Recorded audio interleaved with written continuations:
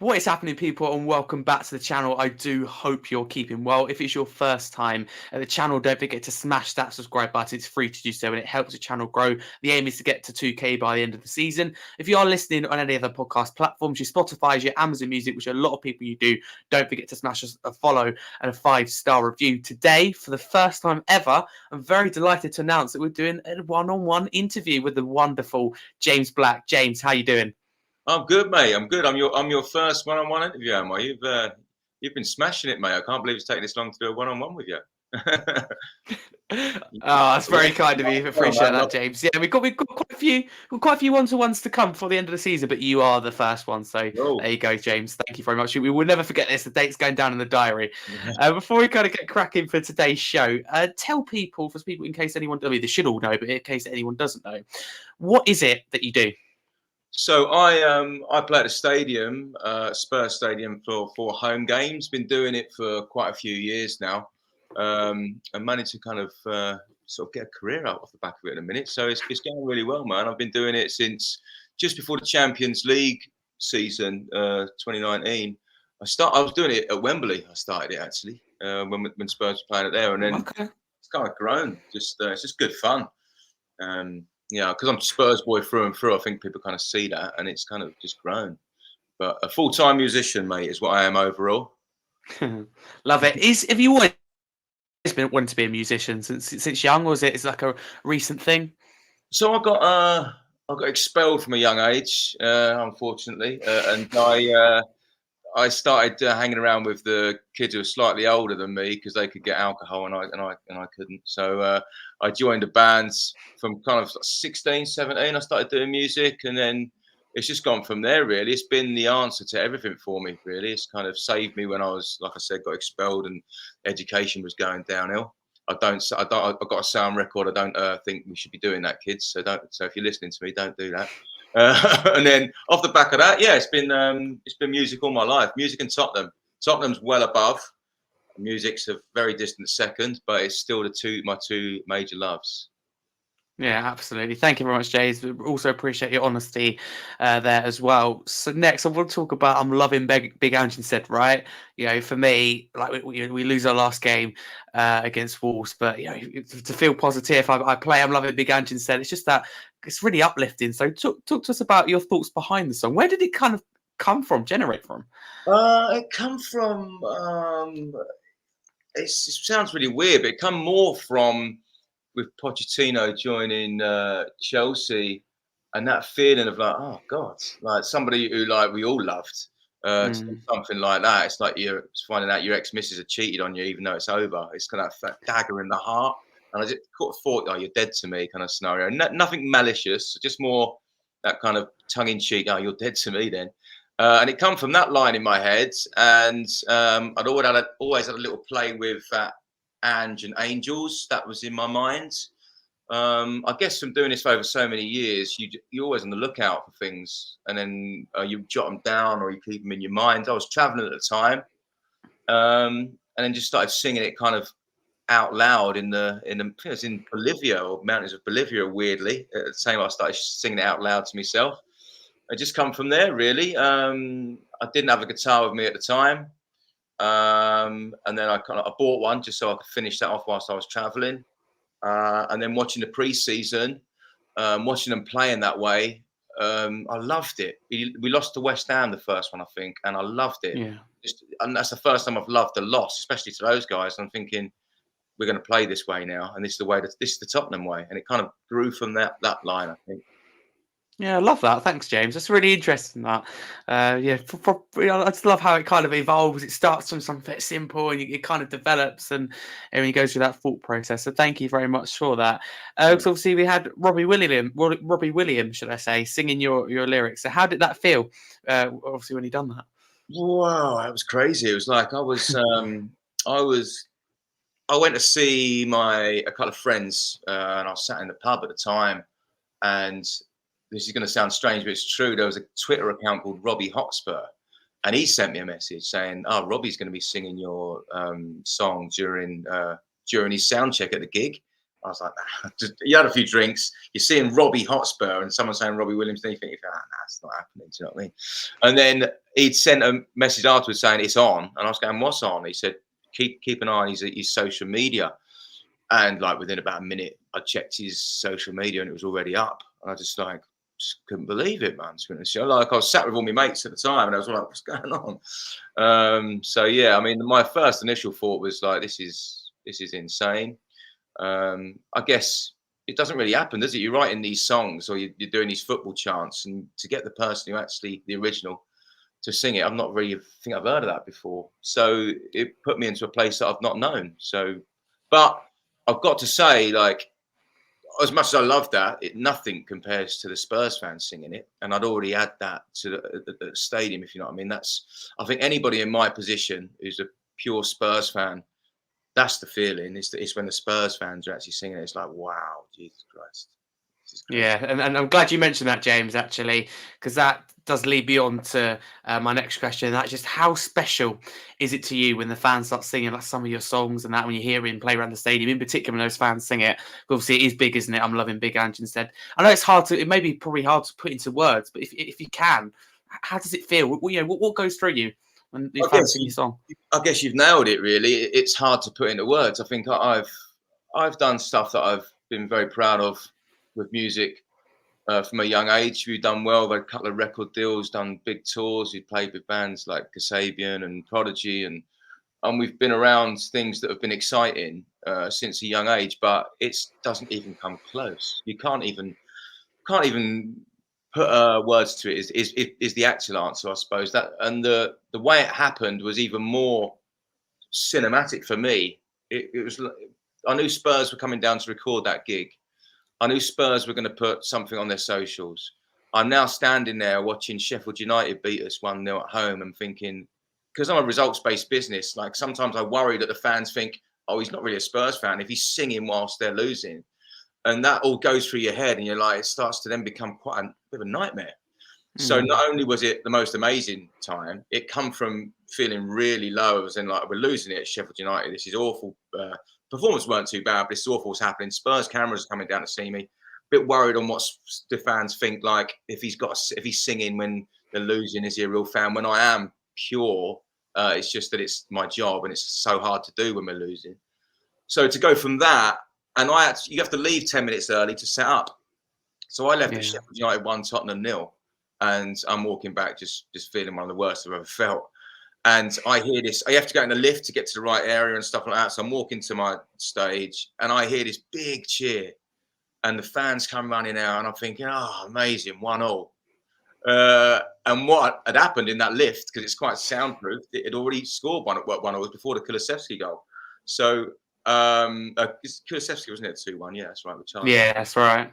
And then I just went running out into the stadium, and I was already just virtually. I was on my knees on by the where I was kneeling down by the first floor, I think it was, and just feeling the best I've ever felt, just because we've won. Didn't care about anything else, and then the song comes in, so already I'm like on a crazy high, and I think that is one of the only times in my life where I was my drummer's a really good friend of mine. And he said, "I've never seen you silent," and I was just looked, and I just couldn't not believe it.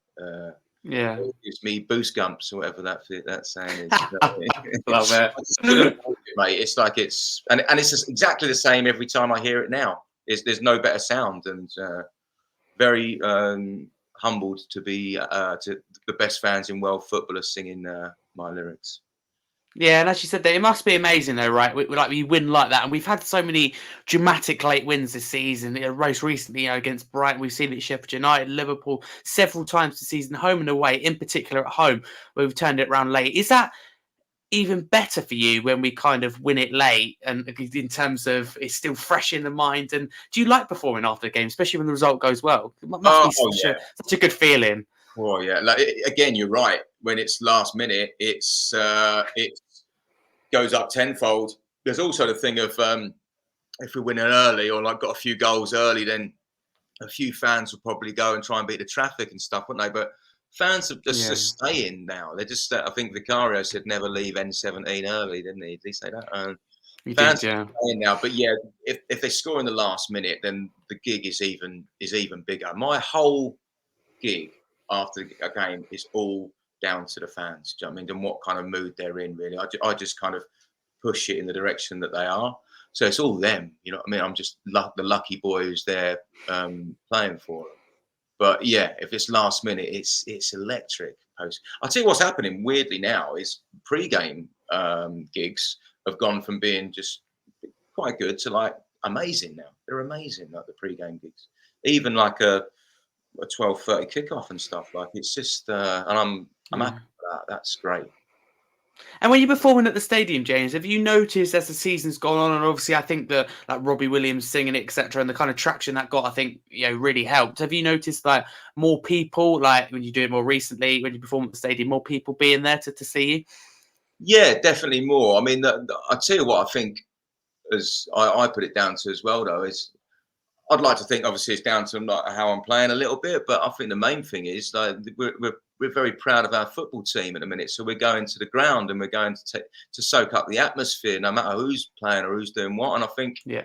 I put it more down to just the fans' mood and being a Tottenham fan since a little boy, knowing that we're now playing the way that Tottenham fans have always wanted to play with like your Ginolas and your Gascoignes and this kind of play the creativity.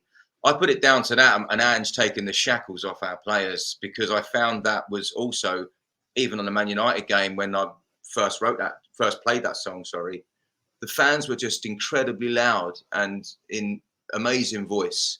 And we've all went through Conte and Mourinho ball where it just like goes downhill and you just like it's almost a chore to go to it a little bit. I mean, we'll all do it because we're all diehard fans, but it felt like a bit of a chore to sit through. So and I still had to sit there and play and go, do you know what I mean? So now, Yeah. yeah, it's great, but I always put it down to I'm a results based business, and I put it more down to Ange than what I'm doing. Yeah, absolutely. I mean, the football we're playing as well, it's so incredible and so uplifting. And I always think, like, before the game, right, let's get into the match day vibe. Let's go watch James Black perform. And I come away from you performing and feel energized and ready for the game. And the same after when we win as well. Oh, I'm that's very, nice. very keen to get there and to celebrate. So I think a lot of fans feel the same way as well. And you deserve every single ounce of that love that you're getting at the moment, James. And I hope Thank it you. does continue for you. But Bless I've you. got a little interesting question for you here that I kind of thought of. I won't take credit for it because someone suggested it, and that is your favourite player song ever at Spurs and why? My favorite player song ever. Wow. Yeah. Um, Christ, that was. Do you know I like Pascal Chimbonda one coming over the hill. Pascal Chimbonda. I used to love Okay. that. Yeah, that and that. And this is gonna sound weird because obviously he's gone now. He went to Bayern Munich, but I love Eric Dyer. Eric Dyer loves me purely for the comical, Yeah. how easy that is. Used to love belting that out. But the Pascal Chimbonda one I used to love, and there's that Aurelio Gomez. I don't know if you've heard that. I love you, Yeah. baby. Yeah. Yeah, that is That's great. genius. That's genius. I love the retro ones. If I'm honest with you, I like the ones where like scratching it around in a pub and someone's come up with it. That's for me like how it kind of should be. Really, do you know what I mean? I know it's me saying it, but that is. And do you know what? Like I think Yeah. the greatest chant of this season for me is Ivan Toney. You should have cashed out because that's to Tottenham fans. Immediately, the whole ground starts doing it. That's magic. Do you know what I mean? Yeah. That's the sort of stuff I love. Yeah, absolutely. Sadly, I couldn't make the game, but you heard it on TV. It was loud and clear. Yeah. It was loud and clear for sure. So yeah, that's certainly a moment I think that all of us kind of enjoyed. But moving on to a bit of the season itself, James, I want to know your thoughts on our season so far. And let's say we finish outside the top four. Is that a success or failure for you in Ange Postecoglou's first season? Yeah, it's a tough one because as the season started, I don't know if everyone feels the same, but I'd have taken seventh or eighth again, but playing great football for this season and a precursor Yeah. to next season, then starting challenging. That's what I was expecting at best. So the fact that we started so incredible, then it just all shifts, doesn't it? Then it's like, oh God, we've got to be at least top four and that. And I think I'm still roughly in that place because well, Man United failed again, didn't they? So I think and they were probably a bigger threat, I think, than Villa. I think Villa are going to become a little bit unstuck when they start doing the knockout games now in Europe, stretching them. I think we play them a few days after they've gone to Ajax, and all that's going to start coming into play. So now I think it's got to be fourth. We've got to be finishing top. Not even that coefficient thing. I think we've got to kind of forget about that. And I think anything under fourth should be seen as a bit of a failure, bearing in mind Okay. just how well we've been playing and what results we've been getting. Okay, thank you, James. That's interesting to hear because some people, obviously, I think that's where we're quite divided at the moment. But for me, I completely agree with you. I've been honest with you. I wouldn't say that fifth or sixth was necessarily a failure because I predicted us to finish like eighth, ninth when we Yeah, lost Harry Kane. So I think that we've done really well. We're playing good football. However, where we set in October, that 10-game kind of unbeaten run where we were pretty much around top of the league, it is frustrating to be saying that we could be finishing fifth or sixth. I agree. yeah. I think we finished around that, but it's still possible. Villa have got to play us, so it's not impossible to go to Villa Park and win. You've had Sheffield United nearly managed it, so I think we can do it. We've got to believe, and we just got to take more shots for me. Cross the ball more, move the ball quicker, simple things like that we didn't do against Wolves. But James, something that's a bit more positive, and Yeah. I think I find this really hard, and I still do. I've been asked it several times. I can't really answer it. But who's been your signing of the season so far?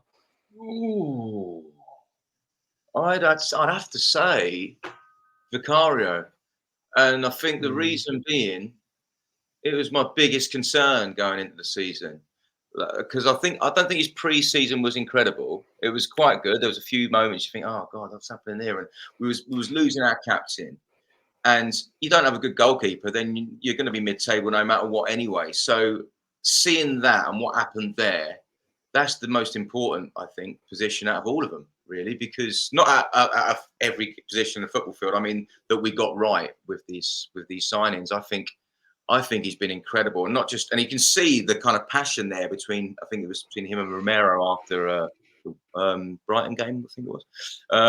It's just amazing, and he's saying that he'd come and sign in blood and he'd walk here, and he's already fully COYS. Yeah, that for me was that's the most amazing signing this season. Yeah, I think I was, like I said, I was scared of losing someone like Lloris's over so many years and losing your captain, having something like that. Yeah, I've been really, Yeah, really. absolutely.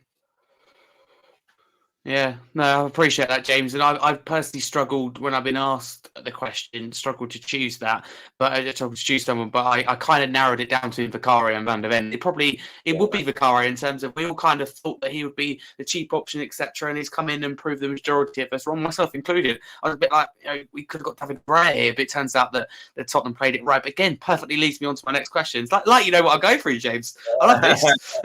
Need to read out the copies, my next. Absolutely. So for you, what do you think of our transfer window? So obviously, we had two under Ange. Would you say he's been backed? Yeah, I'd say he has been backed. It's a hard one though because there's a lot of Kane money still floating about. I feel in my head, but I don't know what's happening with a lot of that. But I say he has been backed. I think he's the best way he was backed was the way he asked to be. And he's saying, he come out, didn't he? He said, and I think obviously the board took note, get my players in early in January. And none of us had ever seen that before at Tottenham. I don't know if you've ever seen it. I've never seen that. And No. we were the only ones doing it. And I think this FFP that's coming into play and showing you that these clubs that are going out and splurging, they're getting like their pants pulled down now, aren't they? Do you know what I mean? So I think he has been backed, yeah, and I think now is the time. I think Hugo come out, didn't he, and said about the money had to be put into the stadium when he thought they could have been given a few more players to do well and stuff. So I think now is the time that we can back our manager. At the same time, is a manager we should fully back, and I think it's been quite good timing, really. Yeah, couldn't agree more. I think he's been backed, and I think the two windows we've had is they've been really superb for me in terms of recruitment. You're getting Van der Ven over the line, Vicario, recruitment like that with players that we hadn't necessarily heard of, but they bring in and identify. And like someone like Van der Ven for me really suits the system. In January, Dragusin getting that third strong centre back. I don't think that's something we would have previously done. And Werner, whatever you think of him, he's versatile. He suits the system and could play numerous positions. And with Son's absence at the time, away with South Korea, it just made so much sense. And I think that I completely agree with you. The summer is important in terms of obviously backing Ange. I think we played it right though as well, as you say, with FFP, with the new stadium. It felt like it was just us having the January transfer window. I think it'll kind of feel similar in the summer as well, and that's why Everton and the Man United will be next, so keen to make that move to a new stadium. They know that it's a game changer. It's, for me, the extra like ticket sales and the merchandise that the new stadium brings is one thing, but the non-footballing events that we see at the Tottenham Hotspur Stadium is what for me separates us, and we could spend quite a bit and not be in trouble with FFP. So we've got that quite nice. But for you, James, is Ange the right man to bring success to Spurs? Obviously, you touched on the style of football. And, you know, kind of for me, I look at that Wolves game and go, maybe we've found out to an extent. Can he overcome this and lead us to success eventually? Yeah, I definitely think he can. But I think he said, I think a little bit what's happened is it almost was a too good start, and Ange was keeping himself calm when it were all the Spurs fans, including obviously me, were going crazy about how amazing this is, going to win the league. Da, da, da, da. So I think we got to remember we are what's that, 6 months, 5 months into a project. That you take any successful managers that are doing well at the moment. It took a few years. I think Klopp finished 8th in his first season. It just takes a few years. So, And I think. Sorry. So did Arteta, yeah. He was spot on. Yeah. I wasn't going to mention him. But you're right. Absolutely right. Him.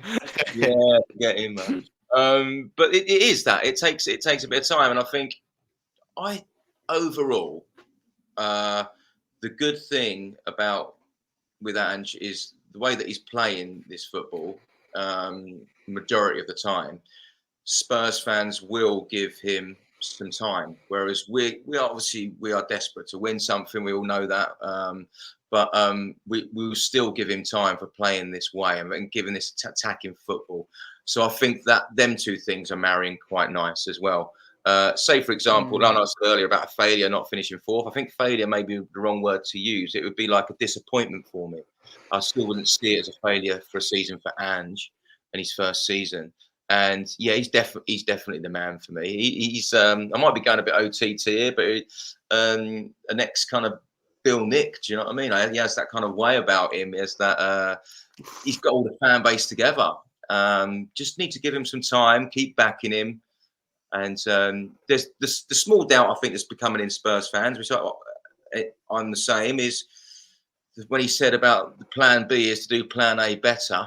I think that's a little bit of a mystery for me, but I think that a lot of that's playing up to the media. So yeah, of course.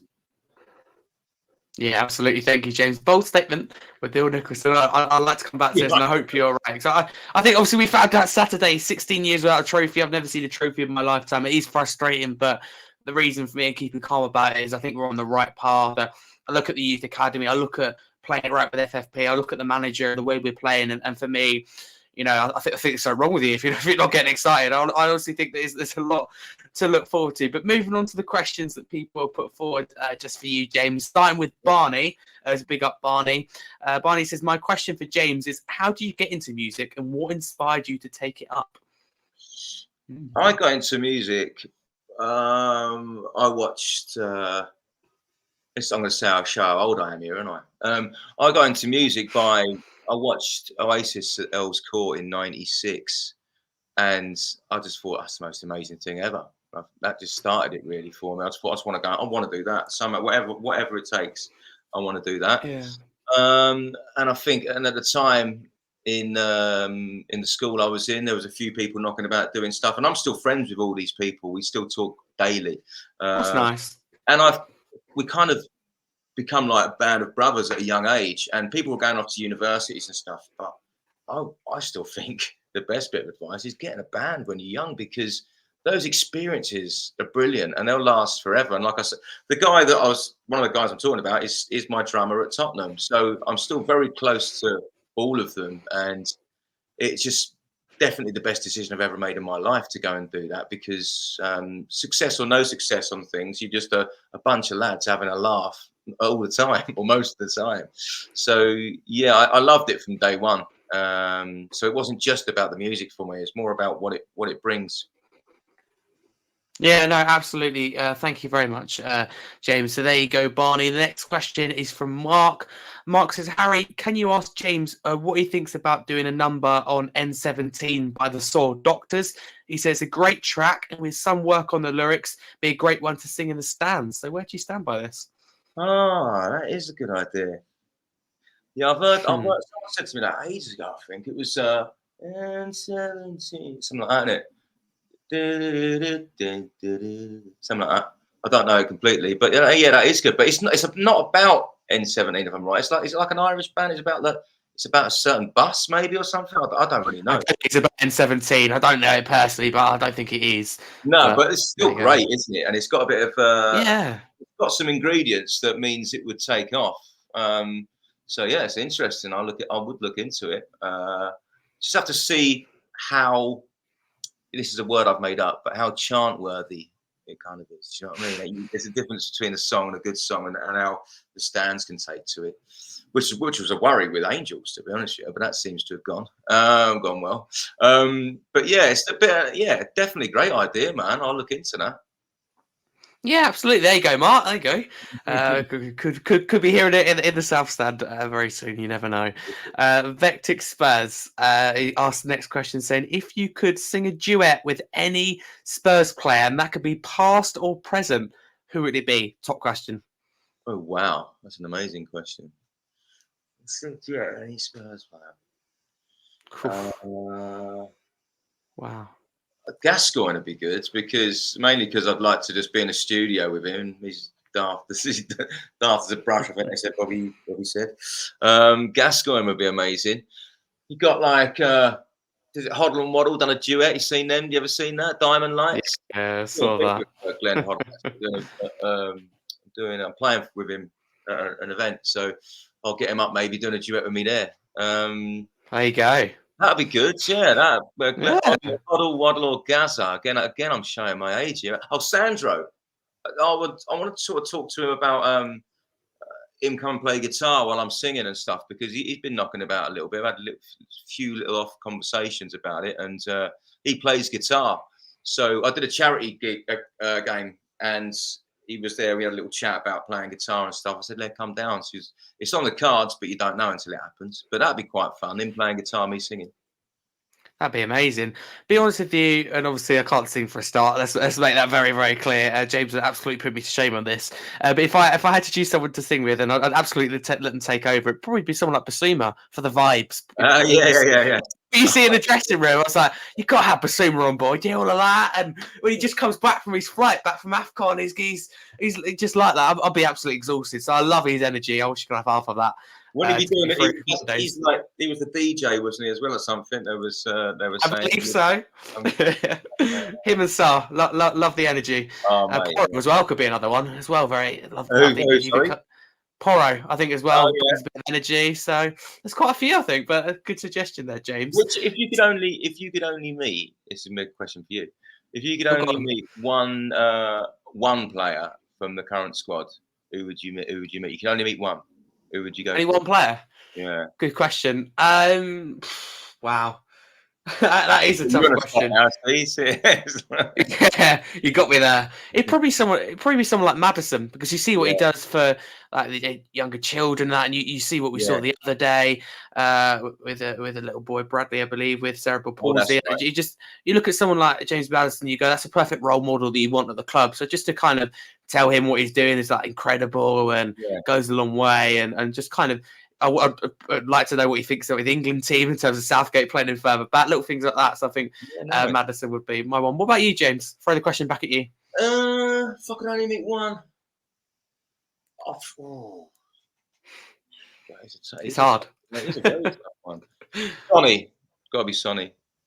To be honest, Okay. yeah. To Yeah, me, that's a really he's good just like, shout. That. but yeah, both of them are great. And I just think, from everything you hear, he's got to be one of the best humans on the planet.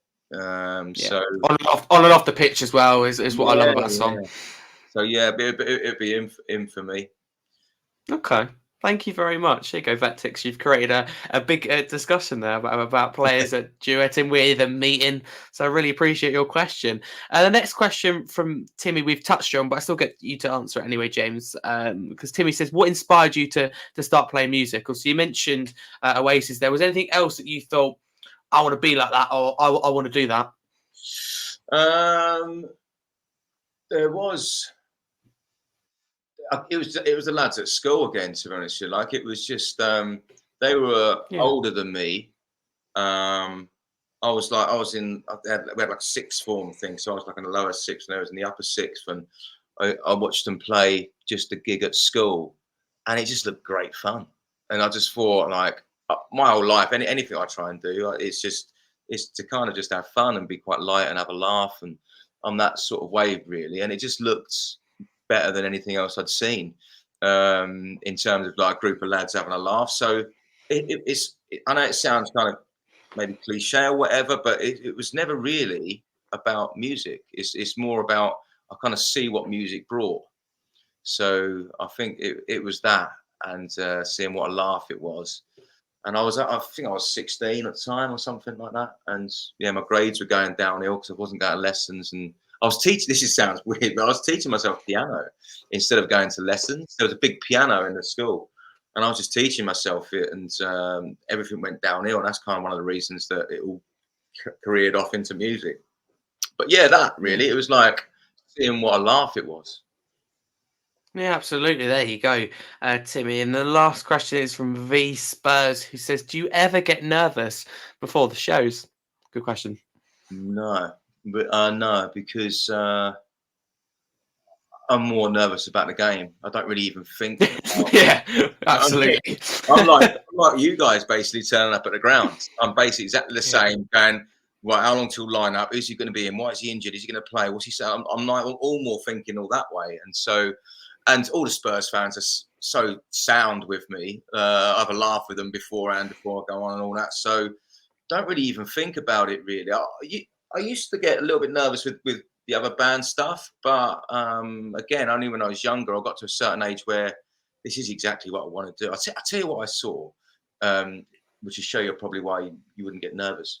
There's someone put a post up, right, and they said something like, if you had all the money in the world, what would you do? And that's what I would do. That this gig and what I'm doing Mm. is what I would do or what I'd try and do. So once I kind of worked that out in my head as well, like it's just I'm doing the dream job of a Spurs fan, really, I suppose. And so you um, don't really think about it. I'm just there to watch the game, and then I get to play some songs beforehand. You know what I mean? That's the thing. That's the answer, I suppose. Yeah, love it, love it, and it's kind of linking in with what I do as well. And I got asked a similar question I think 2 days ago, whether I get nervous for I do these shows and that on the channels to see a few hundred people watch them on average, etc. And to be Nice. honest with you, the first time that I probably done it absolutely, but again trying to link in what you said, James. Is this what I want to do in terms of I had any option in the world? I love doing it, and Mm. I wouldn't change it for anything. So no, not really. I'm more worried about Spurs, as you say. When's the doggy and Porro going to be back? Are they going to be back for Palace? Yeah, yeah. Are we going to respond? Are we going to get top four? And then worry I about think Chelsea getting the trophy. That's gone. Don't have to worry about that. So, I think the reason I like doing things like this, and your channel's amazing, by the way. It's incredible. oh, The thank you. things I like, the reason I like doing things like this is because you do get to spend a bit of time with someone in a similar situation where, although Spurs becomes a bit of your job, it's Spurs is your everything anyway. So like you'd Yeah, be focused on this anyway. So if I weren't doing what I'm doing, if you weren't doing what you were doing, you'd be obsessed with Tottenham anyway. So yeah. it's that kind of feeling, isn't it? And it never really feels like a job as such. It just No, just the same nerves as a fan going to a game. it's like everything we do, everything that both of us do, James. It all revolves around Tottenham. Obviously, Yeah. slightly different things, but it's all to do with Tottenham, and I love that. Again, you wouldn't change that, would you? So I Now, while I go found that travelling lovely. around, like I've just come back from Thailand when I was away for them, but I was always up at 3 in the morning watching everything, like, even if it wasn't just Tottenham, just do you know what I mean? I said, your whole Oh, that's good. That's commitment. yeah. Ouch. Wow. 3 o'clock in the morning. There we Yeah. go. But that kind of wraps us up nicely for today's show. So really appreciate you doing this, James. So people who don't know, they should know. And I want absolutely everyone to know, where can people find you on social media and also performing in the stadium and in our next game at home against Crystal Palace? So all my social media is at the Voice of Spurs. So that's Facebook, Instagram, TikTok, YouTube, Twitter, now X. It's always the Voice of Spurs. And for the stadium gigs, they move me around a little bit. So what I do, I put on my social media about 24 hours beforehand, so it stays up before I play, where I'll be playing, and it's either the Shelf Bar or White Hart Bar. And the next game, Palace, I'm at White Hart Bar, which is East Stand, level 5, block 525. Delighted. That's where I am. So I definitely Super. be there. Thank you very much. Great news. We're going to win the game now. Good feeling. that's why we did win against Wolves. Love it. So thank you very much for doing this, James. You know you're going to do this a million times over, but what's your thoughts before Palace? Or you're going to leave it now and bring that up in another show? Yeah, no, it's a great question, actually. Because obviously I'm always asked a question, so it's actually nice to kind of answer it. I think that for me, what's really important is we're all frustrated with performance and result against Wolves, but it's how we bounce back for me that matters most. I still think we're punching above our weight in terms of where we thought we'd be at the start of the season. And you can have blips. You know, we all wanted the rebuild. We're going to win and lose games. I can accept that. It's just how we respond against Palace. How do we respond with the questions to there's no plan B, or we're predictable, or can we move the ball quicker? Can we start well? And for me, and I hate to use the example of Arsenal, but it does sadly kind of work with this when they lost to Fulham and West Ham this season, and then they come back stronger. Or last season when they fall off, or some would say bottle the title, they come back and they back Arteta even more and they come back stronger. So for me, how we come back is very important. In terms of prediction, I think it's goals in it. We're never going to keep a clean sheet. Probably go 3-2 Spurs. I think there'll be a bit of a manager bounce with Glancier, as we saw last week. You know, Burnley winning 3-0. So they've got goals in them, but also I think we hopefully score goals. But James, I'll put you on the spot now as well, since you did. Give me your prediction. I think 3-1 Spurs, but my whole thought process is very similar to yours, where I don't want this to happen, obviously, but say even in defeat, if we played well again, I would be less bothered, because it is about, I want to see this performance now. I want to see that bouncing back. I want to see us that front foot football and we're dominating the game. I don't want to see us falling back and trying to pick off, or playing now with a bit scared as that impetus gone now. It's all about how they play for me for this one game. But yeah, I still see it 3-1 Spurs. I think we've got too much for Palace. I know they've got the new manager, haven't they? Who I think was in the stands at the Spurs game against Wolves. I think he was in the stands. So he was Believe so, yeah. I did hear that. And also, obviously, won the Europa League with Eintracht Frankfurt. So he's not nobody, is he? So no. Do you keep an eye on? we'll Do you keep an eye on like the European games on with the coefficient points and stuff like that, or are you kind of leaving it until it's closer to the day? Do you keep an eye on it? Yeah, I do keep an eye on it. Probably not as much as I should, to be fair. I'm not going to lie. But yeah, obviously, Glancier, I think that with Crystal Palace, obviously, behalf of myself and the channel, I'm sure you can echo this, James. Obviously, wish Roy all the best, obviously, with his ill health and that. But I think Palace, for me, they look at that and going, someone said to me, oh, yeah, Palace has done awful this season. I don't think they have. I think it's the fact that they, Palace fans, 200 games with Roy, and they're not progressing, whereas they look at Brighton, obviously, the neighbours, the rivals.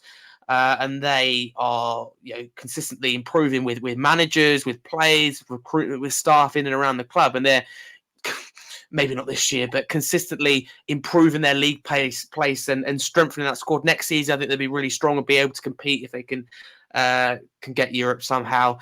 So I think that's a frustrating thing for them. They just want to see progress. Obviously, they've got, for me, a good squad. The Eze's, Elise's. Obviously, that's another thing. Hopefully, they're not back for the Tottenham game. No, I don't think they're injured, aren't they? I think is Elise injured? I think. I hope so. They're both injured, but they're both nearly coming back. They're both expected to be back in training this week, and it depends what you take from that. And I think if they play, will they be 100%? In particular, Elise, who's gone through a couple of injuries this year already. I think he'd have half a leg and he can still perform. For me, he can produce something magical. But we'll have to see. Hopefully, we have too much of them. But if we need to move the ball quicker for a start than we did against Wolves. We just played too slow. We made it so easy for the opposition, because Palace, if they wanted to, could park the bus and like Wolves, they just sat back, used a couple of quick plays on the counter attack, and unpicked us, so we didn't do the basics in that game. So, as James said, let's play properly. Even if we lose, I want to see us play a lot better. But as I said, thank you, James, for doing this. I really do appreciate it. If you want to follow me, you can there, guys. Harry Scarf 22. Most importantly, as I said, check James out on all socials, the voice of Spurs. Subscribe to the channel. Try and get to 2K for the end of the season. Smash the like button. Again, it's free to do so. Turn that notifications bell on to always keep up to date. If you're listening on any other podcast platform, don't forget to give us a follow and a 5-star review. A lot of you do. That's why I provide special content recently. And also be doing a one-on-one interview with Adam Pearson, obviously big Newcastle YouTuber, before we play them at St James's Park. I've just confirmed that yesterday, so I'm very excited by that. So looking forward to that. Also, Gary Stevens, former Spurs and England player as well. We're doing an interview with him for the end of the season, so it's quite exciting. But James, it's going in the diary. You're the first one to do a one-on-one interview, so really do appreciate that. But guys, before we wrap up for today, I'm going to play you a little street. I should have done it earlier, didn't think about it. It's got it saved here, and this is from James Black. I'm loving Big Ange instead, but for now, come on, you Spurs. Come on, you Spurs. Running through my head, Pochettino is dead. I'm loving Big Ange instead, and through it